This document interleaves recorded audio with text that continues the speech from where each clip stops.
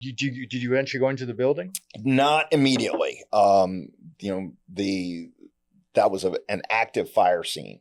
You're not looking for evidence at that point, or are you looking for bodies? What are you doing? Initially it was, can we rescue anybody? Preservation of life always comes first, and securing the scene from danger is always primary. And so the initial reaction was, can we do anything to help anybody first?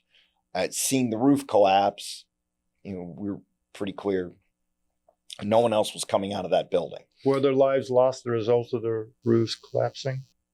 I don't know. I don't know the answer to that one. I know that a lot of the lives lost were from the impact from the aircraft, not just the kinetic action of, a 757 plowing into a building at, we estimated at about 400 to 500 knots because witnesses heard the pilot gun the engines as he lined up.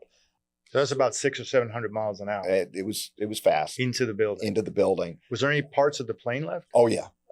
When a lot of what I did that first day was pick up plane parts that were on the outside of the building. What about body parts? There were some, not as many. They were mostly inside the building. I remember finding shoes, but a lot of clearly the people who were aboard the aircraft were killed in the impact, but a lot of the victims inside the Pentagon were killed as a result of the fire. Aviation fuel burns pretty hot, and so we suspect that that fireball that accompanied the ignition of the fuel that was in the tanks probably asphyxiated most of the casualties, but I couldn't say for sure how many were asphyxiated and how many were killed as a result of the collapse. So now you're working in and around the building with the roof down. Are you going in? No, it was still on fire. So without self-contained breathing apparatus, I mean, the firefighters weren't even going in. Eventually, do you?